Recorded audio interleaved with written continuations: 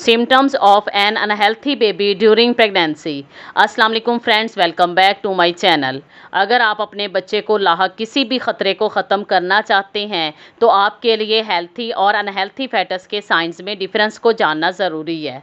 अगर आप लापरवाही करेंगे तो इससे अस्काते हमल हो सकता है।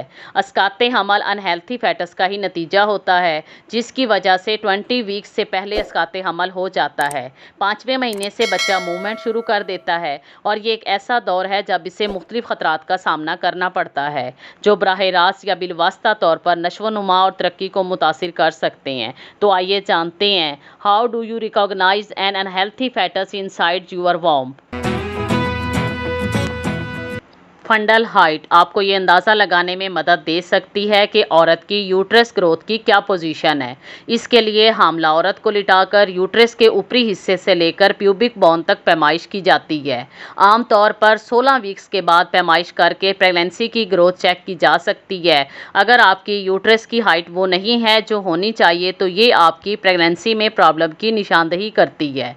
इसकी वजह ब्रीच बेबी भी हो सकता है। इसका मतलब ये भी हो सकता है कि फेटस मुनासिब अंदाज में तरक्की नहीं कर रहा।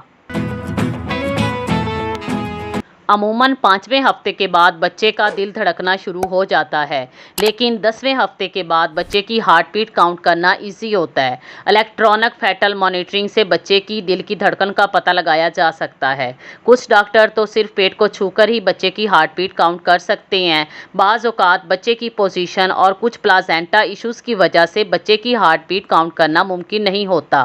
ताहम अगर बच्चे की हार्ट बीट का पता न चल सके तो फिर अल्ट्रासाउंड के ज़रिए ही पता चलाया जा सकता है कि बच्चे की हार्ट बीट क्यों डिटेक्ट नहीं हो रही। Lack of heart beat is a sign of unhealthy fetus in the womb.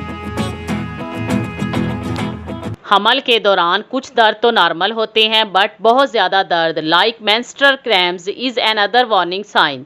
Early pregnancy में ये पुअर ब्लड फ्लो की वजह से भी हो सकता है। अगर ये बरकरार रहे तो आपको डॉक्टर से कंसल्ट करना चाहिए। प्रेगनेंसी में औरतों को स्पॉटिंग का एक्सपीरियंस होता है, जो कि नॉर्मल है, ताहम ब्लीडिंग नुकसानदेह होती है। ऐसी सूरत में बगैर किसी डाउट के फ़ौरन डॉक्टर से चेकअप करवाना चाहिए। It might be sign of miscarriage, hormonal bleeding और इम्प्लांटेशन ब्लीडिंग। हमल के दौरान कमर दर्द एक आम बात है, क्योंकि बढ़ता हुआ बच्चा रीढ़ की हड्डी और कमर पर बहुत ज़्यादा दबाव डालता है। अगर ये दर्द जिस्म के अगले हिस्से से शुरू होकर पीछे की तरफ जाए तो ये अच्छी अलामत नहीं है। आपको फौरी तौर पर अपने डॉक्टर से रब्ता करना चाहिए।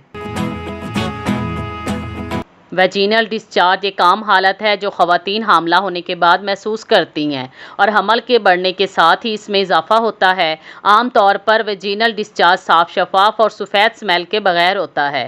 ताहम अगर आपको तेज़ स्मेल के साथ जर्द या सब्ज़ डिस्चार्ज हो रहा है तो ऐसे में बगैर किसी ताख़ीर के अपने डॉक्टर से मशवरा करें। गैर मामूली डिस्चार्ज ग्रेवा की सोजिश की वजह से हो सकता है, जो अस्काते हमल की अलामत है। कोई भी क्वेश्चन हो तो कमेंट बॉक्स में टाइप करें। अगर यह वीडियो पसंद आए तो इसे लाइक करें और अपने दोस्तों के साथ शेयर करना मत भूलें। Take care and be happy. Thanks for watching.